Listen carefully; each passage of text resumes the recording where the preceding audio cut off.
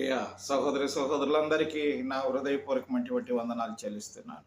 Bible గ్రంథం ముందు లూకాసు సువార్త 11వ అధ్యాయం 24వ వచనములో వ్రాయబడినటువంటి సత్యాన్ని మనం చదువుకుందాం. అపవిత్రాత్మ యొక్క మనిషిని వదిలిపోయిన తరువాత అది విశ్రాంతి వెదుకుచు నీరు లేని చోట తిరుగుచుండును. విశ్రాంతి దొరకనందున నేను విడిచి వచ్చిన నా ఇంటికి తిరిగి వెళ్ళిదననుకొని వచ్చి ఆ ఇల్లు ఊడ్చి అమర్చియుండుట చూచి వెళ్ళి తనకంటే చెడ్డవైన మరి 7 అపవిత్ర ఆత్మలను వెంటబట్టుకొని వచ్చును. అవి అందులో ప్రవేశించి అక్కడనే కాపురం ఉండును. అందుచేత ఆ మనుష్యుని కడపటి స్థితి మొదటి దానికంటే చెడ్డదగునని చెప్పెను అని వ్రాయబడి ఉంది.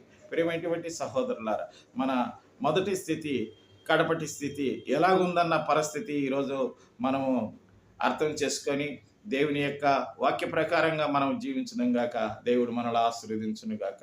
ఆమేన్.